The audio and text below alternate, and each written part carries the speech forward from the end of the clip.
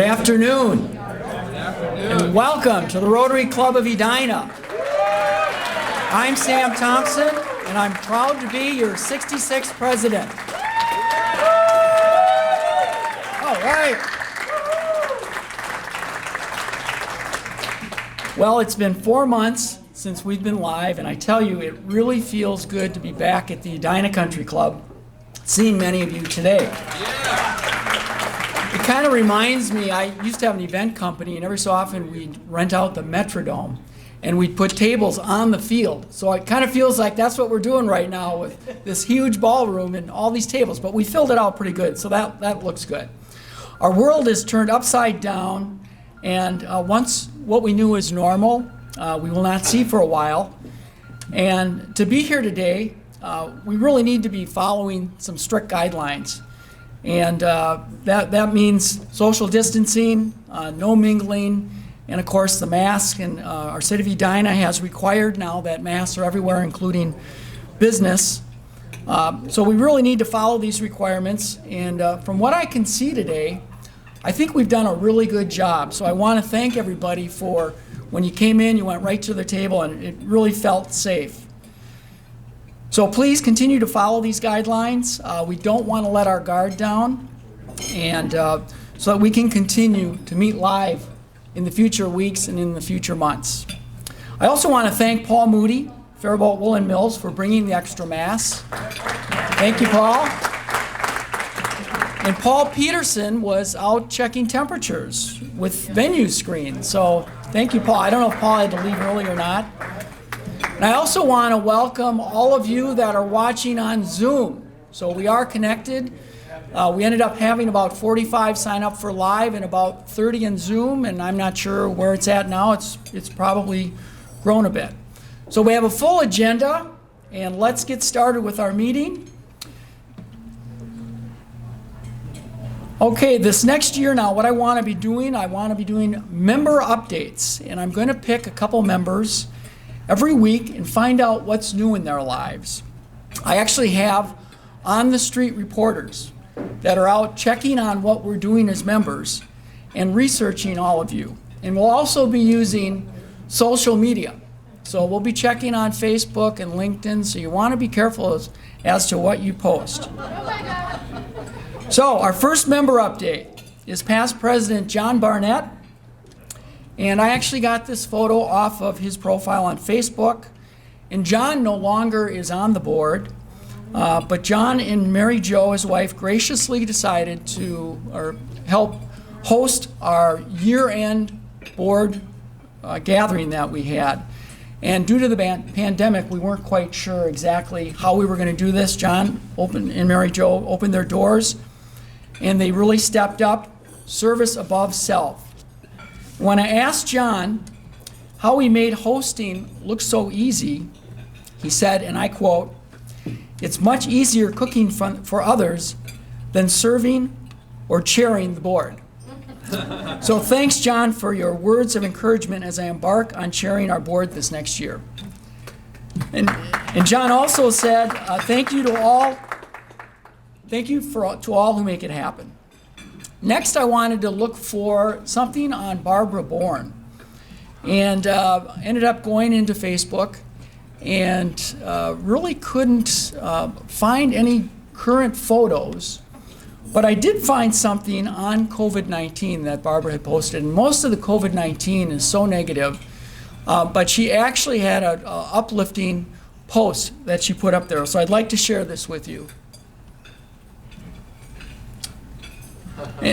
And so she did post that. I thought it was a little insight into Barbara's humor, and Barbara, it certainly makes sense.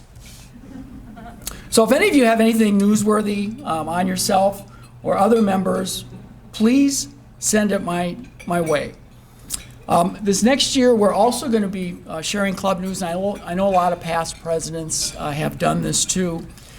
And we didn't get much for club news the last week or two due to the 4th of July holiday and just with our year ending.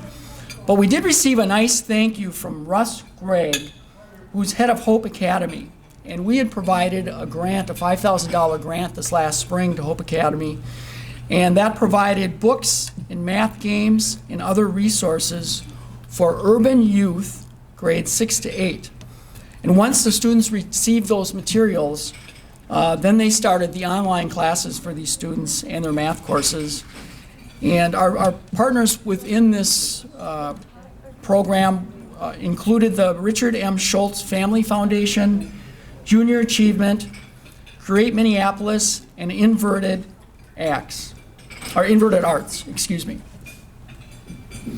Okay, as we move along, I want to point out our birthdays, and we list a few birthdays there.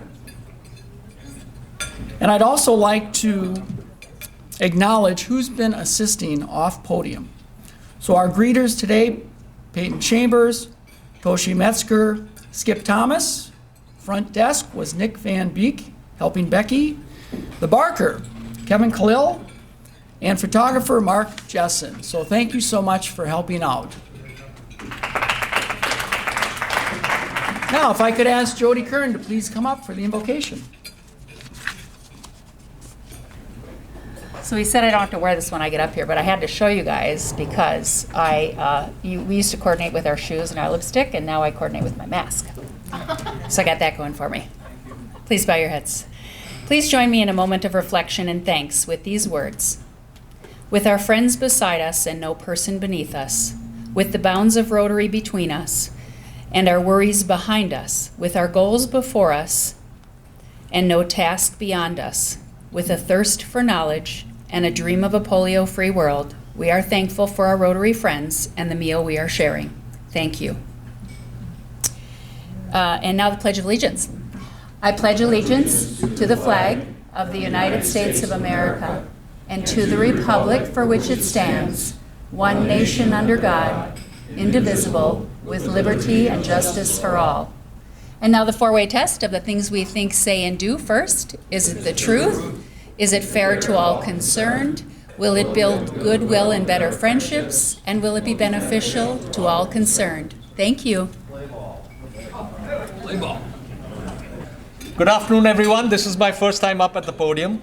Welcome to our meeting in live. It's really actually very, very good to see everybody live in person. For those who don't know, I am a member. And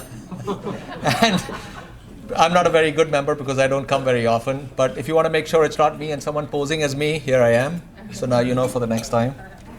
Welcome to the folks who've joined us on Zoom. It's great to see you. It is my pleasure to introduce guests. I know that on Zoom we have Margaret Johnson, who joins us from the Morningside Club, the president of Morningside Club. I'm sorry you aren't able to speak back to us. If there are others on Zoom who are also guests, apologies, I don't have your information. Present with us today is Dugan Buffington from eBlaze. Dugan, would you like to introduce yourself?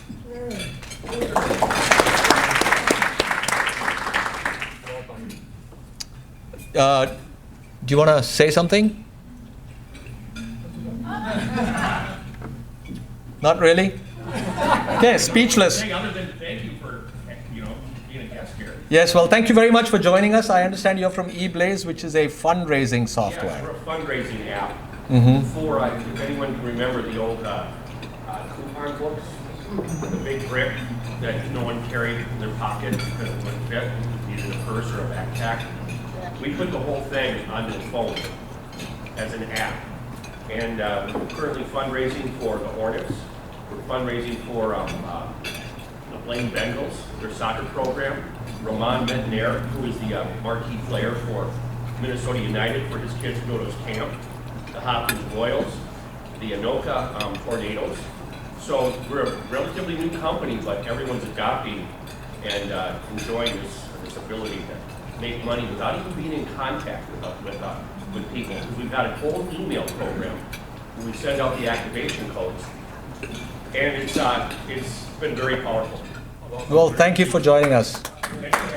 So, thanks once again. It's great to see everyone in person. Please take precautions, and the next best thing you can do is stay fit.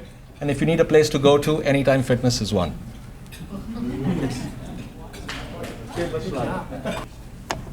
Hey, thank you. It's great to see everybody here today. Tim Murphy just told me there were 50 of us, so yay, thank you. I'm here to help you show your Rotary pride. We have available polo shirts as well as baseball caps, and these are the baseball caps, and it'll have the Rotary logo with the Rotary Club of Edina on that, as well as the same with the polo shirts. We hope to get the final orders in next week and get these items to you by August 1st. The polo shirts are $28. The baseball caps are $13. You can go online, pay with your credit card. It's very easy, and we'll get them to you. I've had a question about the sizing of the shirts. I feel that they run large. I got a sample, and it was a large, and it was large. It was more, to me, it was more like an extra large. So in case anybody is interested or needs to change their order, would love to see everybody have their Rotary, wear their Rotary on their chest. Okay, thank you.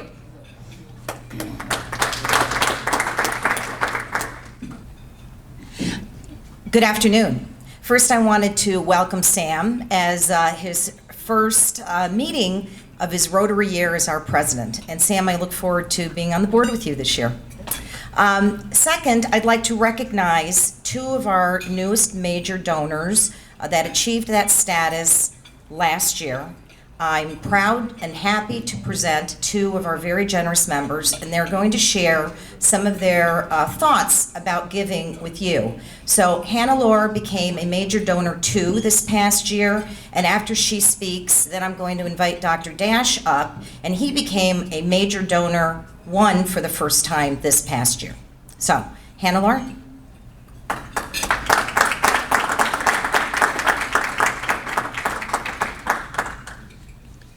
Well, I'm very grateful to the Rotary Foundation that I could do a memorial for my husband, Heinrich Brucker. We were both medical students in Tübingen, and I met him over a physics question. And the other colleagues couldn't answer it, whereas he came around the corner and said, "Dear Fräulein, you want to know where these electrons dart at?" And he won. he was brilliant. He was nice, and handsome. And so our paths forever went together from then on. So we married. We had children. We emigrated to America, and here in Minneapolis, he took over the second oldest allergy office in this town.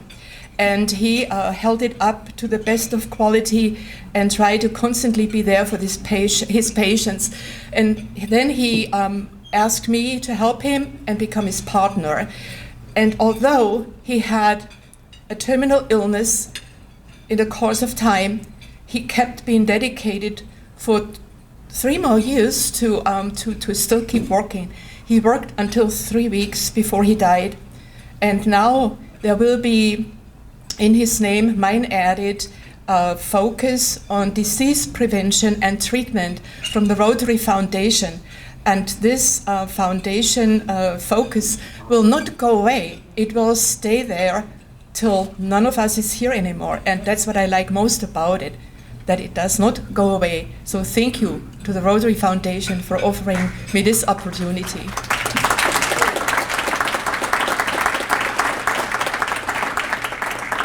And thank you, and I wish I could have a vaccine for this virus, okay?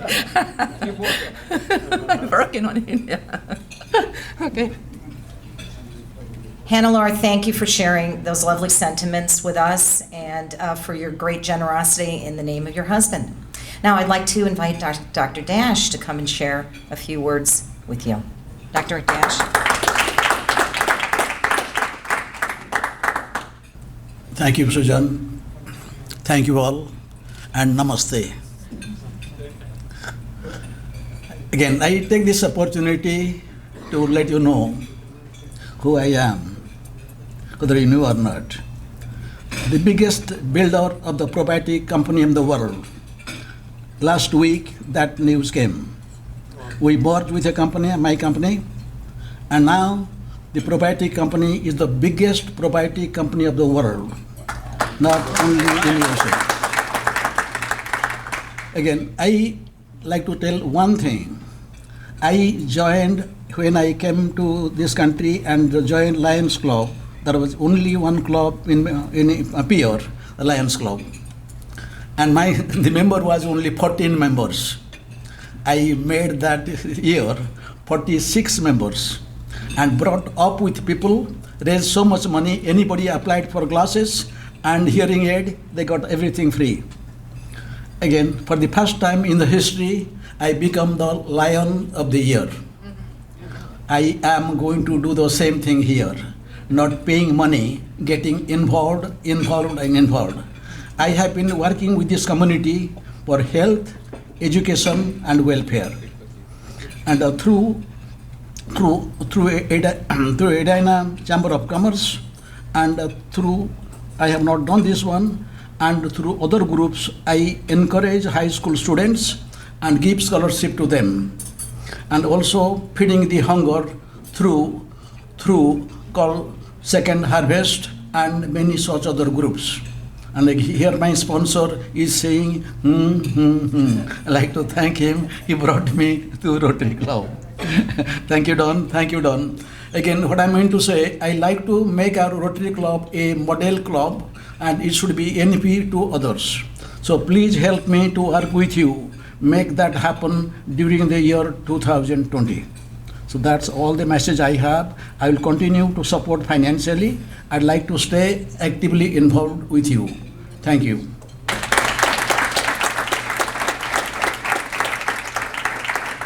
Thank you, Dr. Dash, for your generosity, and we're on your team.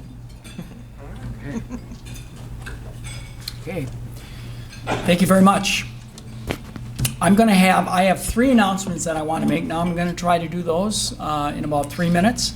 The first one is our virtual leadership series. It's our monthly series.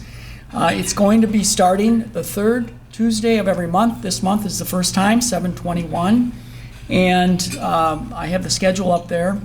The first one's on teamwork. I'll actually be giving the first one. It goes from 6 to 7. Rob Breeding is heading this up. There are flyers on the table. And for those on Zoom, you can see the site there, edinaleadership.org, or you can go to our website to sign up. And we want this not only for our members, but also for the public. And we want to grow leadership within our club, but we also want to attract members too. So we think it'll be a very good vehicle to do this virtually. Next, I wanted to identify our committee chairs. And once again, there are flyers on the table. And Zoom, you can go to our website to see the committee chairs. And we're looking for volunteers, always looking for volunteers. So you can connect with any of these chairs. If you want to get on a committee, we're going to have our committee chairs talk at future meetings. David Ossie with our youth group will be talking next week. And it's really a great way to get involved with our club, to get on a committee. And the last thing that I wanted to talk about, and I don't have a slide for it, is our Gala. And we need Gala hosts. We do have flyers on the table once again, and Zoom. You can go to our website. As mentioned last week, we are not going to be doing a large gathering. The theme is going to stay the same, though. It's around the world. And we're looking for 20 hosts. Right now we have 8, so we need 12 more. The Gala will be on 2 nights, September 26th and October 3rd. Originally, we were going to have the smaller gatherings at around 10 to 12. We've decided to bring that down now to about 8 or 9. We want to keep it really small. And we will be reimbursing those that are hosting. So if you're interested, you can see Catherine Gump or Bjorn Fordenthal, our co-chairs. And out of the 8, we're having a lot of fun with it. Katie Campbell and Ralph, they're doing an English theme on Lake Minnetonka. And our mayor, Jim Hovland, and his wife Lorraine are going to they're going to host, and they're going to do a French theme. And Susan Stiles, who is just up here, she's going to do a Spanish theme. So it should be a lot of fun. Okay, what I'd like to do next is bring up Wade Thoman, who will be introducing our speakers today. Really excited to hear our speakers. Wade has been a member since 2005, and the committees he's been on have been with the Speaker Committee, the Social Committee, and the Student Speaker Committee. And currently he's working with Renee Harberts on the vocational happy hours. And he has worked as a residential real estate realtor for 18 years. And he's currently a realtor and a sales manager for Coldwell Banker Realty. And he's lived in Edina for 23 years. And prior to Rotary, he was on the Edina Education Fund Board for 4 years. And he currently serves on the Coldwell Banker Realty Foundation in Minnesota. And Wade is married to his wife Brenda for 29 years. And they have 2 daughters, Sarah, 22, and Callie, 26. And Callie is married. So Wade, if you can come up, please.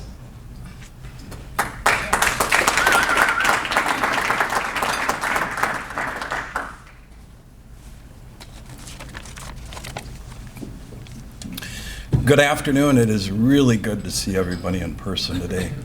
And also greetings to everyone that's watching virtually. Husband and wife duo Brad and Heather Fox own their own renovation business in the Twin Cities.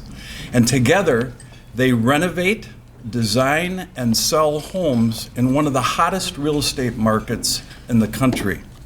They have appeared on their own HGTV show, Stay or Sell. And they've had that show since 2018. Many of their clients are outgrowing their current homes, and they love their neighborhood. So, do they stay, renovate, or do they sell and move? And that's what the show is about. I've personally watched the show, and one of the things I really like about it, it's a national show that really gives the Twin Cities a great image. So I've enjoyed watching their show through the years. Brad is a broker, finds the houses. Heather oversees the design. Then they line up the right people, contractors, subs, suppliers, and artisans. This Edina real estate duo, who partners in Fox Homes, will tell us all about their experiences today. And we are going to start with a video that has been on TV. So let's take a look at that.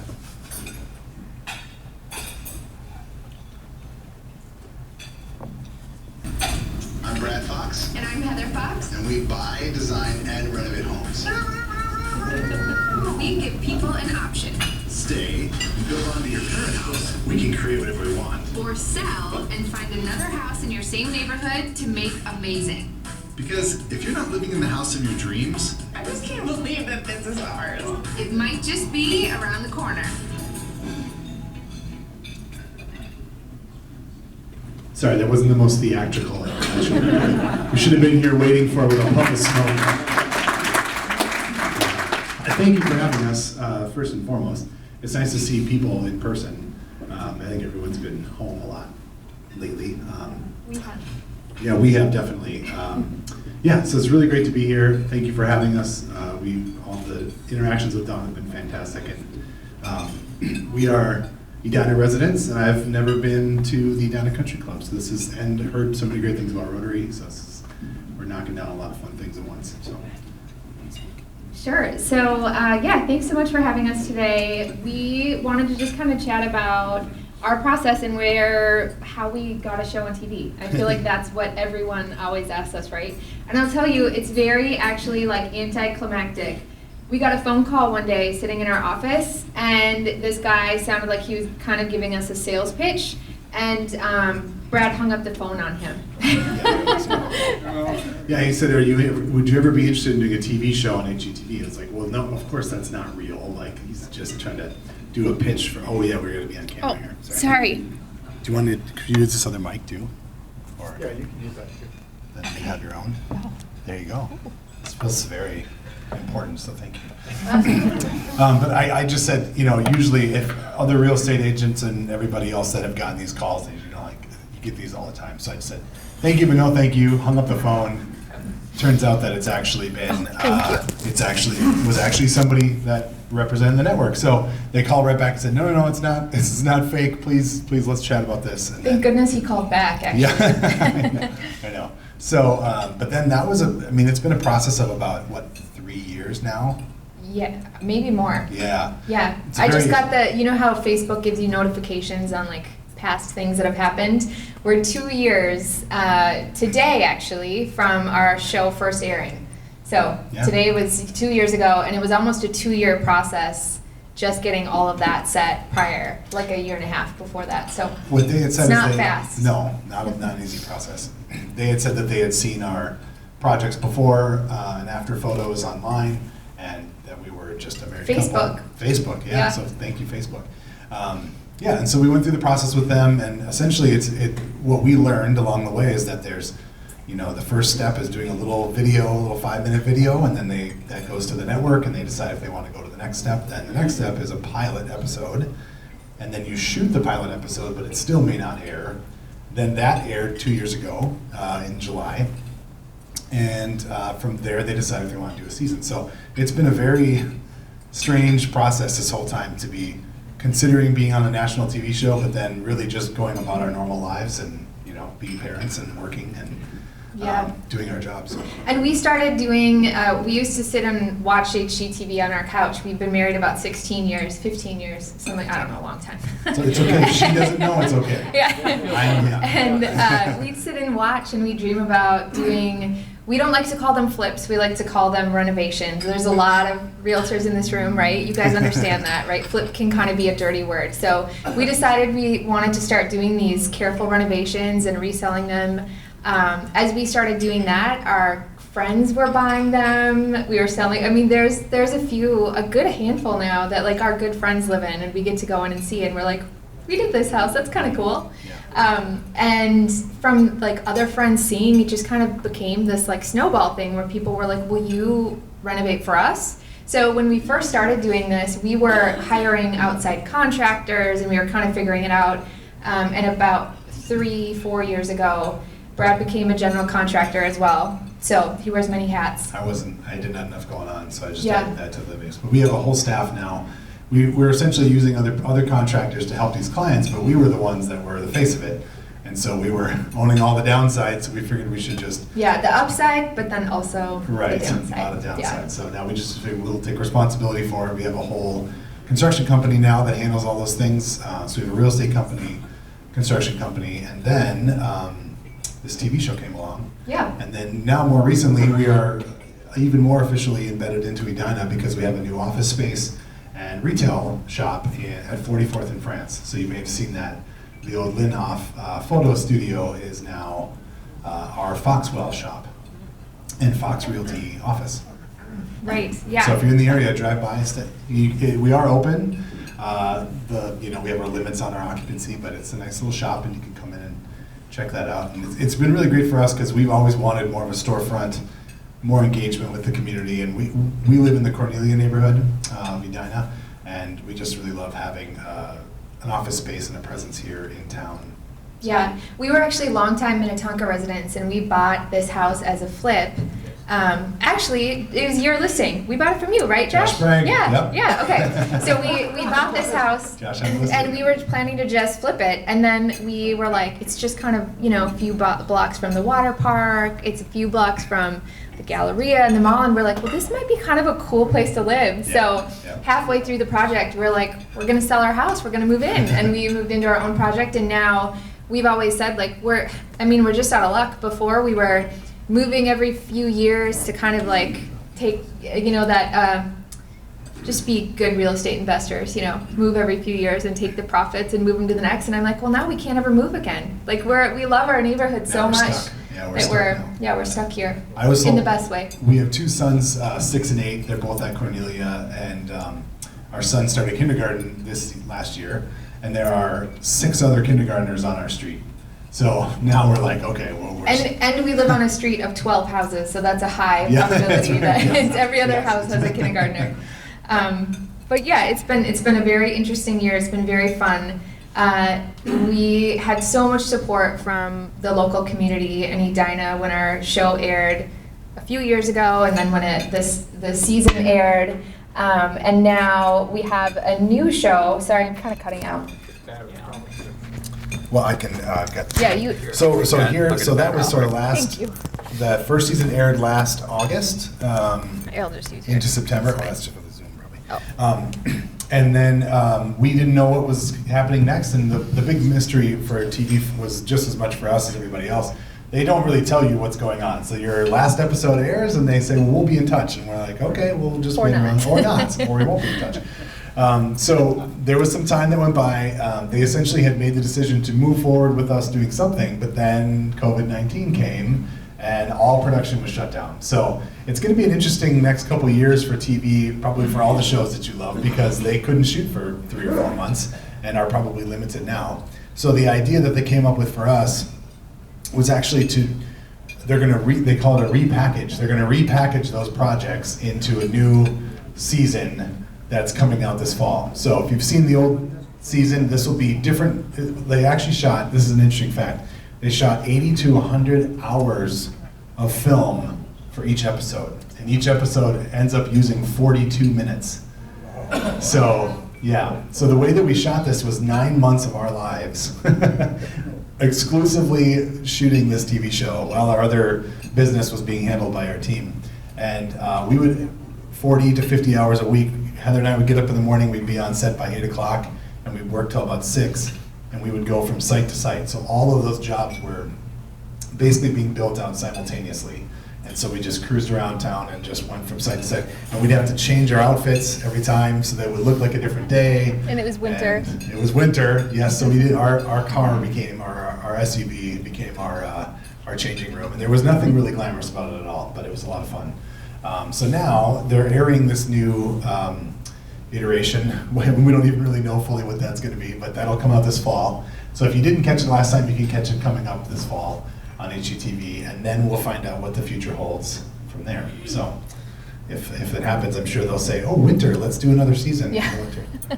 And a lot of the shows were filmed in St. Louis Park, really close to here. Did we have any that were in Edina, actually? We didn't end up. No, we had other projects. Yeah, it was like about as close as you could possibly be. Like Minneapolis, we were like 2 blocks outside with 3 of them, and then St. Louis Park, we were right behind here with a few. Yeah, so super close, but it's kind of fun to see the sites too as we watch. It's funny because the editors of the show they split time between Montana and LA. So they're in their offices editing, and they'll be talking about like St. Louis Park, and then they'll show a picture of like a completely different city. So all local people will be like, "Well, we saw that, and that was in Bloomington. So can you tell us why exactly they said?" So we would get after every show lots of questions about like how it's, we were not truthful in the city that we were in. We're like, I mean, the editors are in Los Angeles. I don't know what to tell you. Close enough. Yeah. All in Minnesota. Right.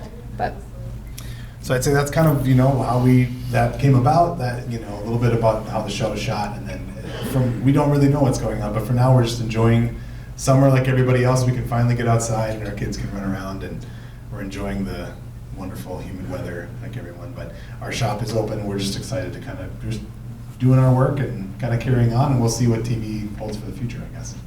So thank you again for having us. And we're open to questions. I believe that was one of the, so we'll try to listen because we can't pass a mic around. So if you guys want to ask any questions, we'd be happy to. Okay, 1 second. Yeah, go ahead. How do you find new prospects? That's a great question. And all the, oh yes, the question was, how do we find new prospects? Do you mean as like clients or actual properties that would be good clients? Okay, yes, thank you. Yeah, so clients, that has not been a problem. Once the show came out, we've probably received about 60 different inquiries about trying to either be on the show or do this process. And what we found is it's a really common thing, actually. They get their starter home and they want to stay in their neighborhood because, like us, we've become attached to our neighborhood as well. And the idea is that you sell and you go somewhere else, but in this idea is maybe that you don't sell and you could stay and renovate that house. So a lot of website, social media is really huge for us. So we get a lot of leads that way, and then they come in and we try to meet with everybody, but it's been tricky. And then as far as the show, how that happened was they actually were all clients of ours. So they were people that were already working with us, but they had to be passed off and approved by HGTV. And they went through some pretty crazy like hoops. They'd have to send in videos and photos and do these interviews to be like passed on to be on TV. So it was interesting from our side because we're like, they're great, they'll be totally good. And then, you know, they get passed through many, many different hoops. You'd be surprised, a lot of people, once the camera's on, they just get, you know, they kind of lock up, and so they can kind of see those things. Did you have a question over here? Yeah, my wife and I watch a show, I can't remember the name of it, but it's involving people that are shopping for houses, and they look at 3 different houses, and they make a choice. And I had heard that most often those people have already made their choice before the show ever is filmed, and it's all staged to make it look like they're all torn about which house they want. I wondered if there's something similar in your. You want me to pull the veil aside? Okay. So the question was it was about house hunters, and how they go see 3 houses, and then they pick a house at the end. It all conveniently happens so easily. Josh is laughing because he knows it's not quite that easy.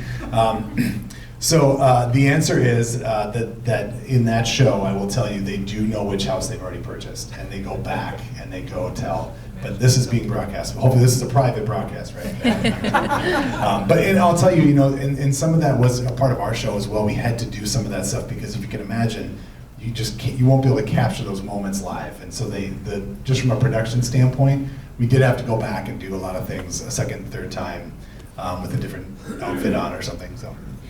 Oh, so I'll say our producer came from Bravo TV, which if you've ever watched a show on Bravo, it's very like dramatic and real. So we were a little bit concerned with our producer coming from some of these. Like he worked on the Kardashian show, he worked on Flipping Out, these shows that were like, you know, all drama. So we were a little bit worried. He did try and bring some, like he really actually did a good job of trying to make most of our stuff real so that if a problem came up in the construction project, he'd say, okay, do not call them. We're gonna get them on site. We need it to be in person. So a lot of the stuff in the early side, just because, you know, within the city of Edina and St. Louis Park and Minneapolis, the permitting process itself can take months. So we had to have some of those things kind of set and ready beforehand. So there were a few situations where we already kind of knew what they were gonna pick. But we went back to houses that we actually had shopped with them that we were looking at. We had one of the people on the show almost change her mind after we had her project all set because of the house we went and showed her. She's like, well, this really is, I'm being back here again, like this really is better. So, but the rest of it really, we tried to be as real as we possibly could be, and that was something Brad and I had said from the beginning. We're like, if we're gonna do this, we don't want some scripted, written and that just wasn't our thing. And our production company did an awesome job. Even as they ask us questions, they would form them in a way so that what was being said was actually our words, and they would never tell us what to say. I'm not a very good actor, so I made them. I made that known up front. So yeah, that's a question. Thank you. Very interesting. I was wondering how or is there compensation that goes to the clients based upon their extra work? That's a good question. Yeah. I'll take that one. So the question was if there's compensation given to the clients. So there's a very small fee, but really I would say more so what they're getting is that part of who I am as a designer, as well as what the show had to, what we included in the show, was that I work with a lot of local artisans and a lot of local artists to create really specific, cool things. So almost every project I've done has a mural, some handmade tile, just something to make it totally unique and different. And the benefit to most of these buyers is that they didn't have to pay $1 for those things. So they got a lot of perks. They got, you know, and then there were cabinet vendors and countertop vendors that said, hey, if you use us for all of these projects, we'll give you a better deal. So I would say they didn't necessarily get money, but they got a lot more for the project cost that they spent. Lots of fun extra touches. And then they wanted us to have kind of like a surprise for everybody. So it actually was also real that they did not see their houses from the time that they usually it was about drywall. We'd want them to come in and we'd want them to see, make sure all the electrical outlets and all of those things were in the right locations. But after the drywall went up, we wouldn't let them back in the house. So I'm sure there's a few that maybe snuck in at night, but we really tried to keep them out and try to keep it all a surprise. Josh? What's the best project you've worked on so far, and what's the worst project and why? I got shivers just thinking about the worst one now. Actually, I went to a 1-year walkthrough. Oh, sorry. The question was, what's the best project we've worked on, and what's the worst project we've worked on? I went to a 1-year walkthrough for one of our clients from the show, the Stoffers. It was kind of an asymmetric black and white house, kind of funky, a little polarizing for people, but that was my personal favorite. And I got to go back there today and walk through the house with them, and they're still super happy. And that was my personal favorite. You may have a different favorite. I can tell you the worst project we ever did. It was the first one. Would you agree? Oh gosh, yes. I'll take it from the house perspective. When we first started flipping houses, we got a tax forfeiture house that had essentially been sitting there for, I don't know, years. We were so excited, we were so excited. We got this really great price on this house, and then we opened the door and we found out why we got such a great price on this house. There was about a foot of water standing in the basement, just like had been there and continued to be there. And so therefore all the walls were molded, and then all the lead paint, the water had made all the lead paint peel off the walls. So I think on our website or on our social media, it looks like a nightmare inside there, and it was just, so that was, and we got it all polished up and a lot more money and a lot more time, but Actually, that was another one that 2 of our good friends bought, and they still live there. And that was about 8. I was pregnant with our first son, which was also an interesting challenge because I couldn't go into the house because there were so many disgusting things happening in there. So trying to design and plan from like photos and the front yard, But what was your favorite? Our friends live there, which is cool. We went to a party pre-COVID for our friend's 40th birthday, and it was at their house, and I'm like, oh, it feels good when you go back in and you see those projects, especially because of where that one started. I don't know what my favorite project would be. I feel like I have a lot of different projects that are favorite for different reasons, like the tile in one and the homeowners in another and the floors. Like I don't choose favorites. Brad? I did. Right back there. I want to congratulate you on being a team. Thank you. Husband and wife. I assume you're husband and wife. Yes. I cannot imagine working professionally with my wife. That's fair. We've heard this many times. I have a louder voice, but she always wins. So my question is, if you have any conflict between you two, difference in opinion, how do you resolve it? Who wins? Things like that. Yeah, that's a great question. So the question was, because we are husband and wife and partnership, how do we resolve conflict? It's interesting. We are very like-minded. The answer is she wins every time. So I'll just jump to the end here. But because I'm right. But because she's right. But honestly, we're very like-minded, and we have a very high tolerance for stress. So things just kind of roll off our back, and I think that helps a ton, and you have to be wired that way in what we do, and that just goes between the 2 of us too. We just don't like to get hung up on little things, and so we try to preserve our marriage best we can. It's kind of funny though, because in our office, which there's less people around now, but before, we have some of our agents and designers and some of our build team kind of scattered around. And maybe like once a month, Brad and I will like disagree about something, and then I'll be like annoyed, not talking to him, and then the whole team will be like, Mom and Dad are fighting. Guys, Mom and Dad are fighting today, just leave them alone. And then by the end of the day, we're usually fine because, Brad understands that I'm correct. And then but it is super funny when they're like, Mom and Dad are fighting. We're Mom and Dad. That's a good question. Very astute. Yeah. Any other questions or anything? Oh, Josh. What's the 2 greatest things you've learned through this process? Oh, yeah, we learned a lot. So the question is 2 greatest things we learned through this process. I think our need to make this as real as possible thrust us into this situation that we maybe can see now why they do some of these shows in a little bit different ways, where they're a little more fake. Mm-hmm. But we really, really wanted to do these projects ourselves, so we did all the projects ourselves.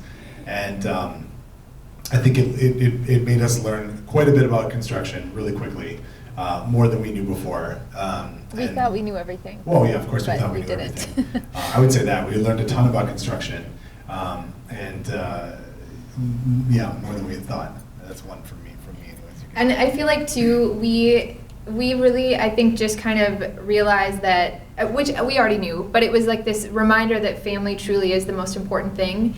And as we were working longer hours and we'd have a lot to do, we said very early on, we're like, this is not going to affect our kids. We don't want them to feel like we're not there because we're filming 80 hours a week or whatever it was some weeks. So we made sure that one of us would leave site every day at 5 o'clock so that one of us would be home to make dinner and be with our kids. But it was intense because for about, I would say 5 months of it, after we would put our kids to bed, we would go downstairs, sit in the office and work for another, like, till midnight. And then, you know, but in order to preserve that for our kids, we kind of sacrificed a little extra. It was interesting. I'll add a third, sorry. Social media is an interesting place when you're on a national platform. I will say that. You just need, speaking of rolling off your back, you need to just kind of, there's a lot of people out there on the internet, and you never believe the things that people think they have the right to say when you're on a national platform. But that was kind of interesting too. It doesn't really bother us that much, but that was an interesting thing we learned. Did you have your hands up? Do you know what the Gaineses are doing now? Yeah, we do. So the question was, do we know what the Gaineses are doing at Chip and Joanna? We don't know them personally, but we, interestingly enough, after our season was up, they've now gone on to, HGTV has given them sort of a sister or a daughter network. So they have their own network called Magnolia that's coming out. Which was DIY. Which used to be the DIY network, if you ever saw that on, it has its own channel. So they're now converting the DIY network over to the Magnolia network, which they will be the heads of. So, yeah, so that's what they're working on now, and they've developed their whole lineup, and I think in October it launches. So, good. Well, thank you so much for having us. Brad and Heather, thank you for coming to speak to us. Rotary is a global network of 1.2 million neighbors, friends, leaders, and problem solvers who see the world where people unite to take action to create lasting change across the globe, in our communities and in ourselves. From literacy and peace to water and health, Rotarians are always working to better our world, and we stay committed to the end. In your honor of your presentation, we will be making a donation to the Sheridan Story, an area organization focused on food gaps when children aren't able to receive free and reduced meal programs. The Sheridan provides weekend and other food gap programs serving over 10,000 children across 300 locations in the Twin Cities and metropolitan area. And they also were a key component during the riots/protests, and they filled in a lot of gaps on the food. So thank you again for coming. We really appreciate it. Thank you.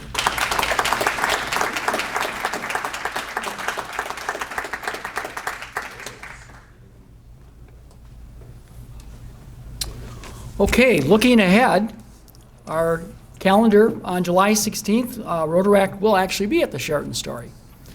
And then, as mentioned, on July 21st, our virtual leadership series will be teamwork. July 30th, Rotaract will be having a social event, and they plan on having it outside, to be determined as to when that'll be or where that'll be.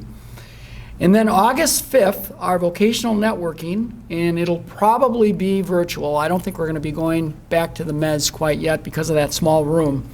And our speaker will be Bill McReevy. So I want to thank everybody. Brad and Heather, thanks so much. Hannah, Laura, and Dr. Dash, thank you so much. And for all of you here today, thanks so much for attending. And those on Zoom, nice to have you with us. I'd like to end the meeting with a quote from Will Rogers, actor and humorist.